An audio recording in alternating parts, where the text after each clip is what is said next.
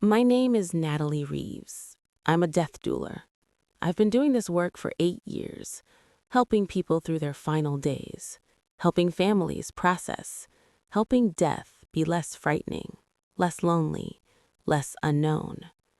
I work in Boston, Massachusetts, hospice care, home visits mostly, sometimes hospitals, sometimes facilities, wherever people are dying, wherever they need support, wherever families need someone who understands the process, who knows what comes next, who isn't afraid to sit with death. Christmas Eve 2021, I got the call at 10 a.m. Mr. Vincent Holloway, 73 years old, end-stage pancreatic cancer, home hospice. The nurse said he'd declined rapidly in the past 48 hours, unresponsive most of the time, when conscious, confused, agitated, talking to things that weren't there. Standard end-of-life delirium. The family was struggling. Wife, 2 adult children.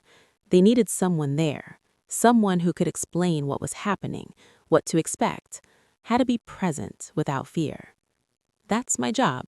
I sit with the dying, I translate the process, I help families understand that dying isn't always peaceful, isn't always clear, isn't always what we expect. And I help them see that the strange things, the visions, the conversations with empty air, the reaching toward nothing, these are normal. These are part of the journey. I arrived at the Holloway house at 11:30 a.m., beautiful Victorian in Brookline, 3 stories, Christmas decorations everywhere, wreaths on the doors, lights along the gutters, a tree visible through the front window, a house prepared for celebration, for joy, for family. But upstairs, in a bedroom converted to hospice care, Vincent Holloway was dying, and no amount of Christmas cheer could change that, could delay that, could make death wait for a more convenient time. His wife, Margaret, met me at the door, 70 years old, exhausted, red eyes, trembling hands. "Thank you for coming. He's been so confused, so agitated, seeing things, talking to people who aren't there.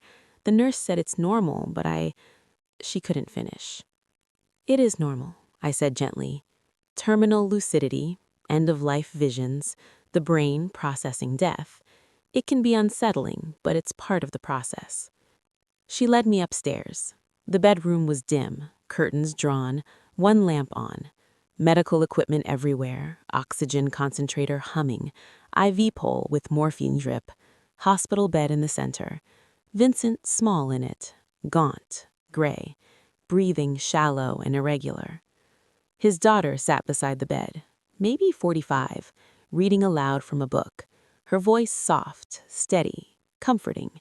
Vincent's eyes were closed. No response, no reaction, just the labored breathing, the slow decline. "He hasn't been conscious since this morning," Margaret said. "Just sleeping, breathing, nothing else. The nurse said it could be hours, could be days. We just wait." I nodded. "I'll sit with you, answer questions, help however I can. Sometimes just having someone here who understands makes it easier." I pulled a chair close to the bed, sat down, observed. This is what I do. I watch, I listen. I notice patterns, changes, signs that death is approaching, signs that the body is shutting down, signs that the person is preparing to leave. Vincent's breathing was Chain Stokes. Fast breaths, then a pause, then fast again. Classic end-stage pattern. His extremities were mottled, circulation failing. His skin had that translucent quality, that papery thinness that comes when life is almost gone. Hours, maybe. Days, unlikely. He was close. At 3 p.m., his son arrived. The family gathered. 4 people in the room, keeping vigil, waiting. The hardest part of dying is often the waiting, the not knowing, the sitting with uncertainty. I explained what they were seeing, what each change meant, what to expect next, my voice calm, matter-of-fact, not frightening, just honest. Death isn't scary when you understand it, when you see it as a process, natural, inevitable, part of life. At 6 p.m., we took a break. The family went downstairs, ate something, needed a moment away from the room, from the waiting, from the weight of death. I stayed. I always stay. Someone should be with the dying, always. Even if they're unconscious, even if they seem unaware. They know. On some level, they know, and they shouldn't be alone. At 8:47 p.m., Vincent's eyes opened. Not the glazed, unfocused eyes of someone emerging from unconsciousness. Clear, alert, present. Like someone who'd been sleeping and was now fully awake, fully aware. He looked at me. "Who are you?" "I'm Natalie. I'm a death doula. I'm here to help. Your family is downstairs. Should I get them?" "Not yet." His voice was weak but steady, lucid. "I need to tell you something first." "Okay, I'm listening." He looked past me, toward the far corner of the room, the dark corner, where the lamplight didn't reach, where shadows gathered. "He's here." Vincent's voice was quiet, certain. "He came early." I turned, looked at the corner. Nothing, just darkness, just the empty space where walls met ceiling, just shadow. "Who's here, Vincent?" "Him." Vincent was still staring, not blinking, not looking away. "The one who comes, the one who waits, the one who takes us." Terminal lucidity, end-of-life visions, the brain creating meaning, creating presence, creating companions for the journey. I'd heard this before, seen patients talk to deceased relatives, describe angels, describe figures of light. But something about Vincent's tone was different. Not peaceful, not welcoming, not the usual, "I see my mother," or "my wife is here." Fear. There was fear in his voice. "He wasn't supposed to come until midnight," Vincent continued, his eyes still on the corner. "Christmas. Midnight Christmas. That's when he comes. That's when he's allowed. But he's early. He's here now. And that means—" He stopped, swallowed. "That means something's wrong." "Vincent, there's no one in the corner. You're safe. Your family is here. You're not alone." "I know what I see." His voice was firm, certain. "He's standing there, tall, dark, not moving, just watching, just waiting. He's been waiting for me, but not yet, not until midnight. Those were the rules. Those were always the rules." "What rules?" "The rules of how this works, how death works, when it comes, how it takes us." Vincent finally looked at me. His eyes were clear, focused, absolutely lucid. I've known for weeks, since Thanksgiving. I felt it, the presence, watching, following, waiting, getting closer each day. And I knew he'd come on Christmas, midnight Christmas, when the veil is thinnest, when passage is easiest, when the dying become the dead. I'd heard variations of this. Many dying patients report feeling presences, sensing visitors, knowing their time is approaching. It's common, normal, part of the process. But Vincent's specificity was unusual. The rules, the timing, the Christmas midnight. This wasn't vague sensing. This was detailed, structured, like he understood something I didn't, like he knew something about death that went beyond medical process, beyond biology, beyond what I'd studied. "Vincent, I'm going to get your family." "No, not yet. I need you to understand." He grabbed my hand, his grip surprisingly strong for someone so close to death. "When he takes me, when midnight comes, don't let him touch you. Don't let him near you. Don't look directly at him. He can't take the living, only the dying, but he can disturb you, change you, if you let him, if you acknowledge him too fully." "Vincent, you're frightening me." "Good, you should be frightened. Death isn't what you think it is. It's not just biology, not just cessation. It's transition, and transition requires facilitation, requires someone to guide, to ferry, to take." He looked back at the corner, and he's the one who does it for people like me, people who die on threshold days, Christmas, New Year's, solstice, the between times, the special deaths. He comes, he takes, he ferries us across. The room felt colder, or maybe I was just cold. Maybe this was my own fear manifesting, but I could have sworn the temperature dropped, the shadows deepened, the corner where Vincent was staring seemed darker, denser, more present. He's moving closer. Vincent's voice was barely a whisper now. He's impatient. He doesn't like that I'm talking to you, doesn't like that I'm warning you. He prefers when the dying are unconscious, unaware, easier to take, easier to guide. But I'm awake. I see him. I know what's happening. Vincent, please, get my family, now, before midnight. I need to say goodbye. I need... He stopped, stared at the corner. His grip on my hand tightened. He's shaking his head. He's telling me no. He's saying it's time. Now. Not midnight. Now. Because I spoke. Because I warned. Because I broke the silence. Vincent. He smiled. Sad. Resigned. It's okay. I'm ready. I've been ready. I just wanted more time. Wanted Christmas morning. Wanted to give Margaret one more Christmas. But he's here, and he's early, and that's that. He looked at me one final time. Don't let him touch you. When I go, when he takes me, don't look at the corner. Don't acknowledge him. He'll try. He'll want you to see, to witness, to know.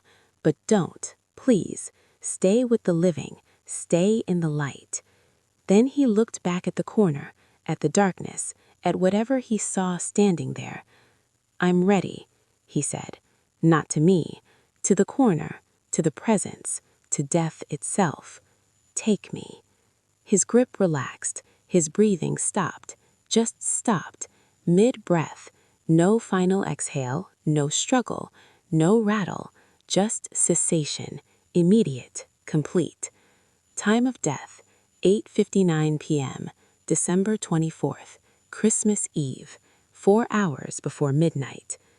I sat there, holding his hand, staring at his still face, processing, trying to understand what I'd just witnessed, and then I felt it.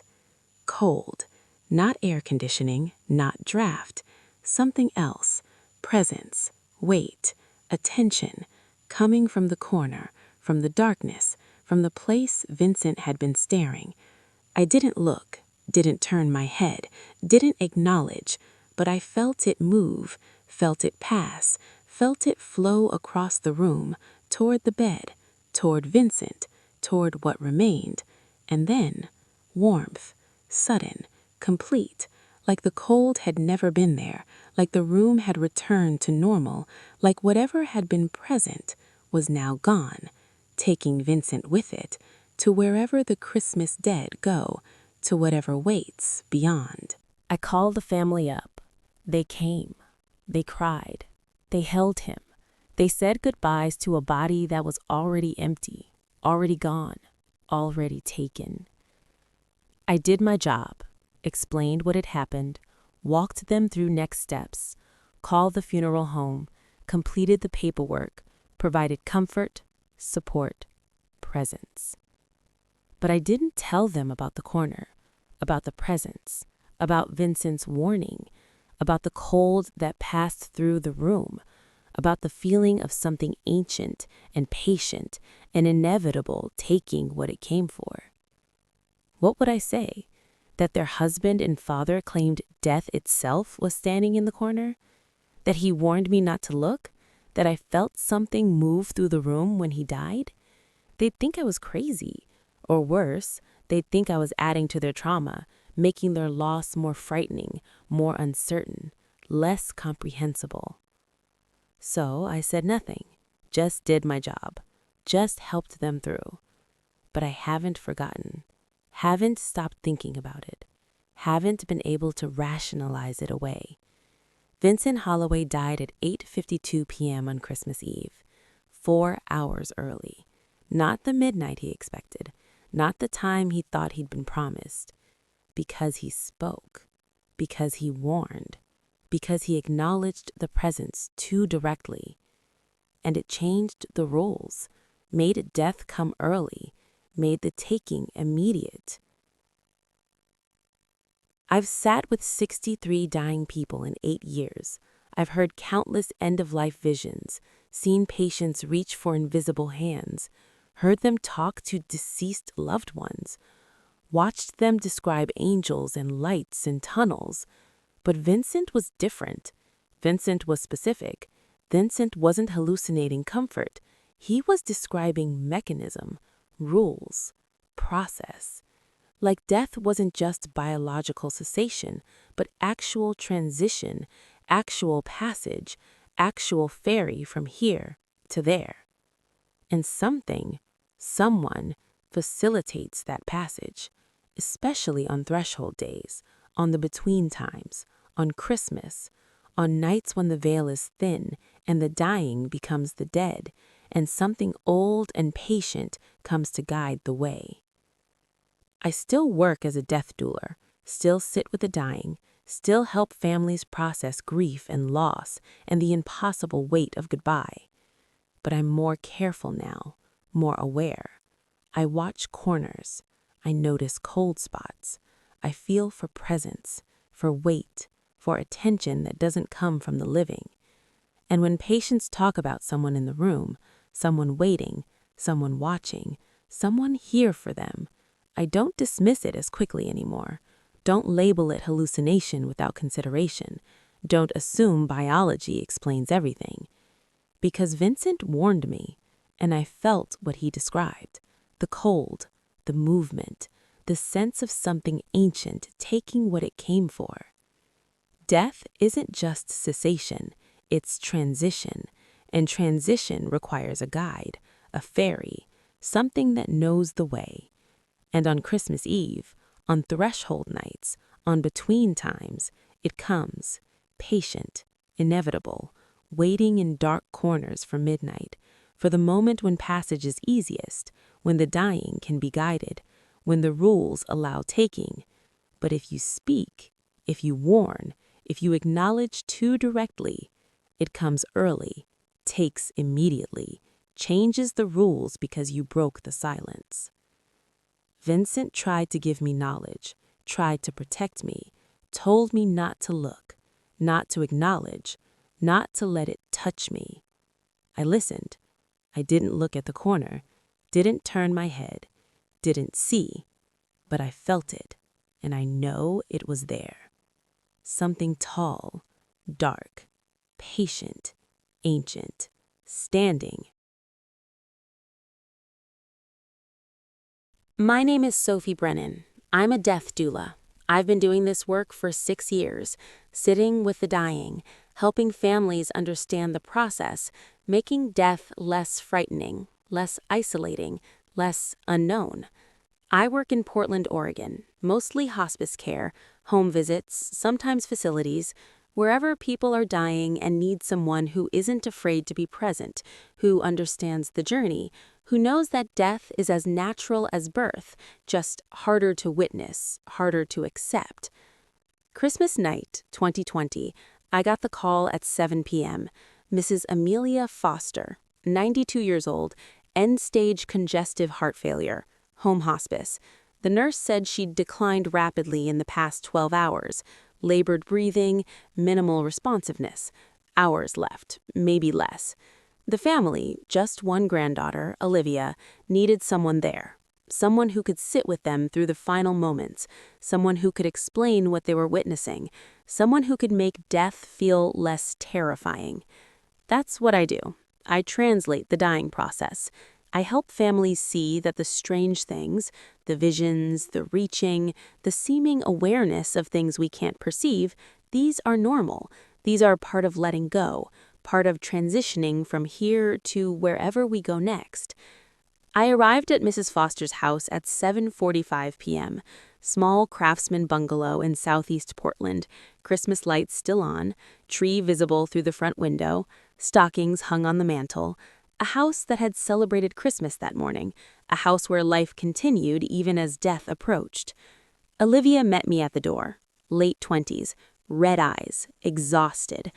"Thank you for coming. She's been unconscious since this afternoon. The nurse said it's close. She's just breathing and waiting." "How long has she been on hospice?" 6 months, but she's been declining for a year. Last Christmas, Olivia's voice broke.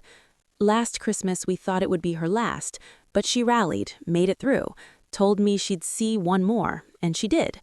But now it's time," I said gently, "and that's okay. She got her year, she got her final Christmas." Olivia led me to the bedroom.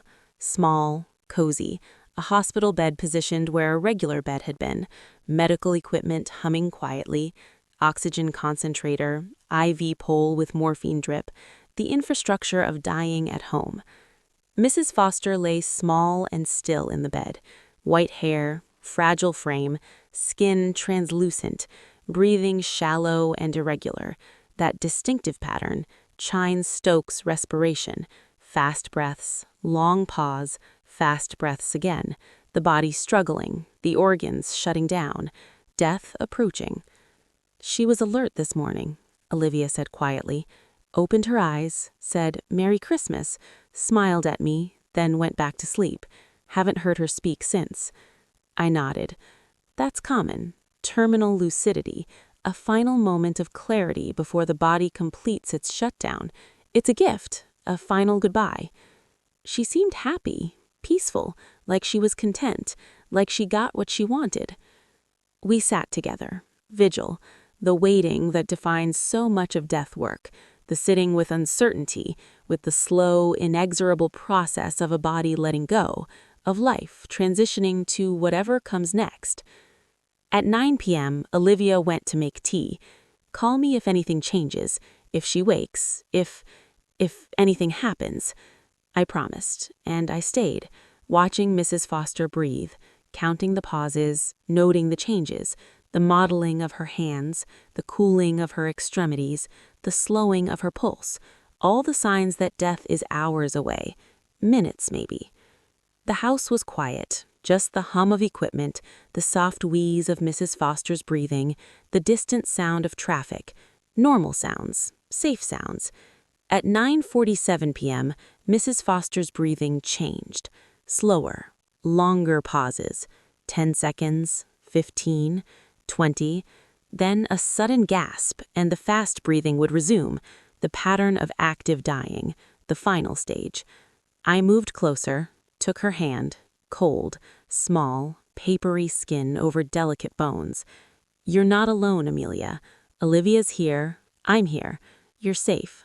You can let go whenever you're ready."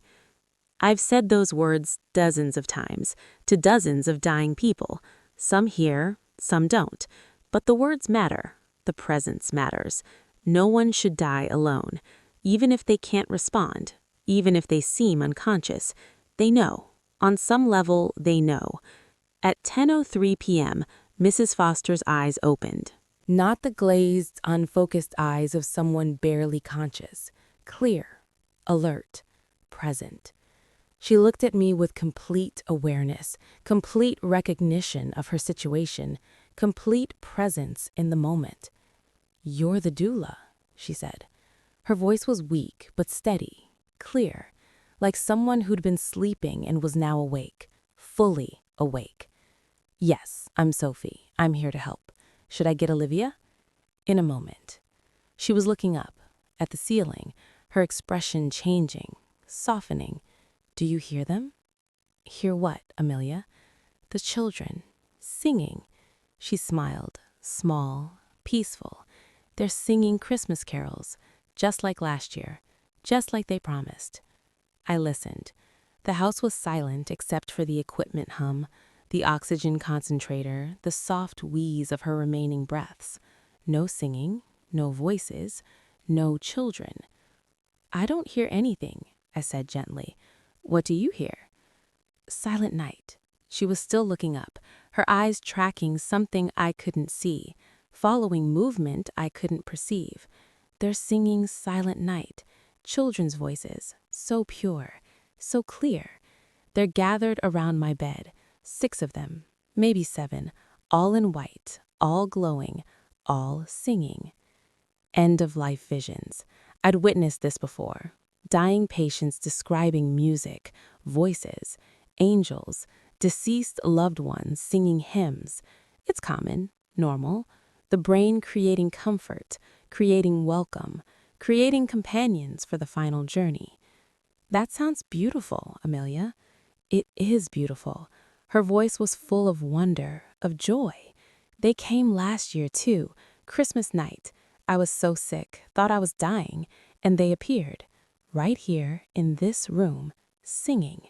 They told me I had one more year, one more Christmas, then they'd come back. Then they'd take me with them. Take you where? Home. She was still smiling, still looking up, still seeing something I couldn't, following movement I couldn't perceive. They're singing Silent Night, children's voices, so pure, so clear. They're gathered around my bed, 6 of them, maybe 7, all in white, all glowing, all singing. Her breathing was slowing, the pauses getting longer. 30 seconds, 35. This was it. These were her final moments, her final breaths.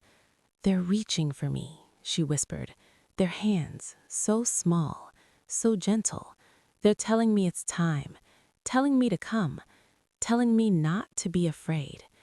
Are you afraid, Amelia? No. Her smile widened, peaceful, radiant almost. I'm ready. I got my year. I got my final Christmas. I saw Olivia one more time, said goodbye, and now they're here. The children, the singers, the ones who guide us home on Christmas. She looked at me, her eyes still clear, still aware. You don't hear them, do you? You can't hear the singing. No, I can't. That's because they're not for you. Not yet. They only come for the dying, only come on Christmas night, only come when it's time to guide someone home. Last year, they came too early. I wasn't ready, so they sang and they waited, and they told me they'd return, exactly 1 year, Christmas night, when my year was complete. She looked back up.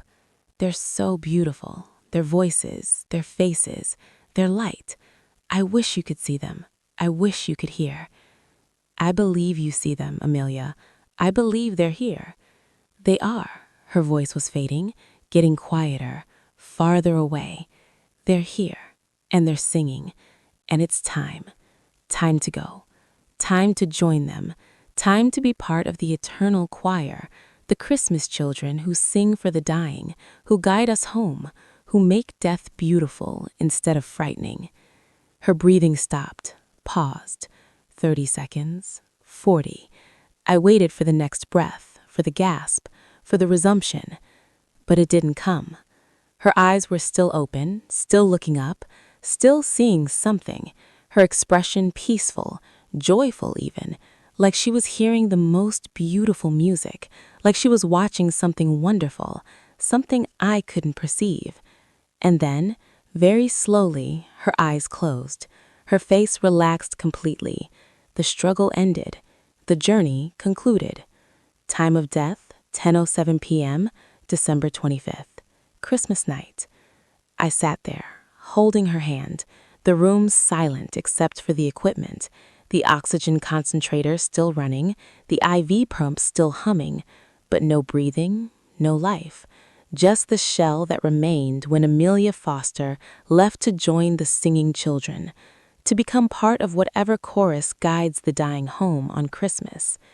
I listened, strained to hear, hoping maybe I'd catch something, some echo, some fragment of what she described. Nothing, just silence, just the normal sounds of a house at night, just the world continuing while one person's world ended. But the room felt different, lighter somehow, less heavy, like something had lifted, like the weight of dying had been replaced by something gentler, something peaceful. I called Olivia in. She came. She cried. She held her grandmother's hand and said goodbye to a body that was already empty, already gone, already singing with children only she could hear. I explained what had happened, the peaceful passing, the lack of struggle, the sense that Amelia had been ready, had been waiting for this exact moment, this exact night. She mentioned singing, Olivia said quietly. Last year, when she was so sick, she told me she heard children singing Christmas carols. She said they told her she had one more year, one more Christmas, then they'd come back for her. She mentioned that too, just before she passed. Do you think, Olivia stopped, looked at her grandmother's peaceful face. Do you think she really heard them, really saw them? Or was it just her brain shutting down, creating comfort? I thought about lying, about offering the comfortable medical explanation, hallucination, oxygen deprivation, the brain's final gift to the dying. All the rational reasons people see and hear things that aren't there. But I remembered Amelia's face, the clarity, the joy, the absolute certainty, the way she tracked invisible movement, followed invisible singers, smiled at invisible children reaching for her with gentle hands. I think she heard exactly what she said she heard, I answered carefully. Whether it was real in the way we understand reality or real in some other way, does it matter? She heard singing, she saw children, she felt welcomed, she died without fear. That's what matters. Olivia nodded. Last Christmas, when she rallied, she was so specific. She said, "I have one more year, the children promised." And I thought she was confused, delirious. But she was right. Exactly 1 year, Christmas to Christmas. Like she knew, like something had told her, given her that knowledge, that timeline.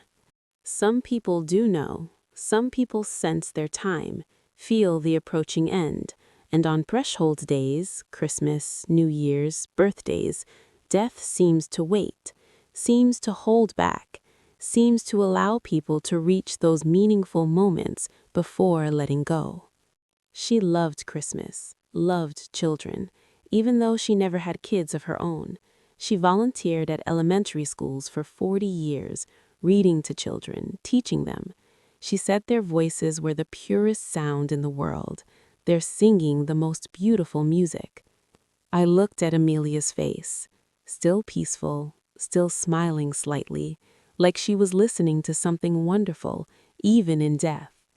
Maybe that's who came for her. Children, singers, the pure voices she loved. Maybe death sends what we need, what we'll trust, what will make us willing to let go and follow. And for Amelia Foster, a woman who loved children, who devoted her life to their voices, who found pure joy in their singing, death sent exactly what she needed. Children singing Christmas carols, promising to return, keeping their word, coming back exactly when they said they would. Christmas night, 1 year later, right on time. I didn't hear the singing, couldn't see the children, couldn't perceive what Amelia so clearly experienced, but I believe she heard them. I believe they came. I believe they kept their promise. And I believe that somewhere in that quiet room on Christmas night, invisible voices sang Silent Night, while invisible hands reached out with infinite gentleness and guided Amelia home. To wherever children go, to wherever Christmas is eternal, to wherever the innocent sing forever, and the dying are welcomed with music instead of silence. They came for her, just like last year, just like they promised, and Amelia heard them, saw them, joined them. And somewhere, in whatever space exists between here and there, between living and dead, between Christmas and eternity, she's singing with them now, parts of the eternal choir, the Christmas children who guide the dying home, who make death beautiful with music, who keep their promises year to year, who return on Christmas night for those who are ready, who are waiting, who can hear their songs. I still work as a death doula, still sit with the dying, still help families process the impossible grief of goodbye. But I listen more carefully now, especially on Christmas, especially with patients who mention singing, who hear voices, who see children that aren't there. Because maybe they are there. Maybe death sends guides. Maybe those guides appear as what we need, what we'll trust, what will make us willing to let go and follow. And for Amelia Foster, a woman who loved children, who devoted her life to their voices, who found pure joy in their singing, death sent exactly what she needed. Children singing Christmas carols, promising to return, keeping their word, coming back exactly when they said they would. Christmas night, 1 year later, right on time.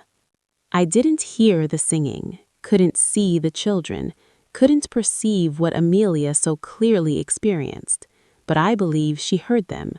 I believe they came. I believe they kept their promise.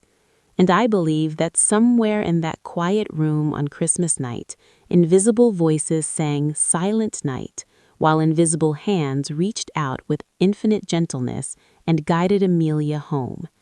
To wherever children go, to wherever Christmas is eternal, to wherever the innocents sing forever, and the dying are welcomed with music instead of silence. They came for her, just like last year, just like they promised, and Amelia heard them, saw them, joined them. And somewhere, in whatever space exists between here and there, between living and dead, between Christmas and eternity, she's singing with them now, parts of the eternal choir, the Christmas children who guide the dying home, who make death beautiful with music, who keep their promises year to year, who return on Christmas night for those who are ready, who are waiting, who can hear their songs. I still work as a death doula, still sit with the dying, still help families process the impossible grief of goodbye. But I listen more carefully now, especially on Christmas, especially with patients who mention singing, who hear voices, who see children that aren't there. Because maybe they are there. Maybe death sends guides. Maybe those guides appear as what we need, what we'll trust, what will make us willing to let go and follow. And for Amelia Foster, a woman who loved children, who devoted her life to their voices, who found pure joy in their singing, death sent exactly what she needed. Children singing Christmas carols, promising to return, keeping their word, coming back exactly when they said they would. Christmas night, 1 year later, right on time. I didn't hear the singing, couldn't see the children, couldn't perceive what Amelia so clearly experienced. But I believe she heard them. I believe they came. I believe they kept their promise. And I believe that somewhere in that quiet room on Christmas night, invisible voices sang Silent Night, while invisible hands reached out with infinite gentleness and guided Amelia Foster home. To wherever children go, to wherever Christmas is eternal, to wherever the innocent sing forever, and the dying are welcomed with music instead of silence. They came for her, just like last year, just like they promised, and she went with them joyfully, peacefully, ready. The Christmas children, the singing guides, the keepers of promises year to year, they're real, or real enough.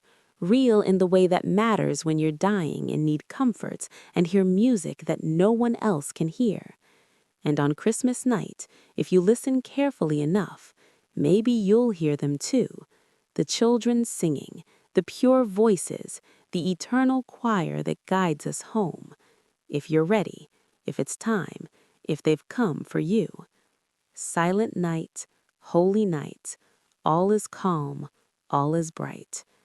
They sang for Amelia, and she heard them, and she went home on Christmas night, exactly as promised, exactly on time, forever.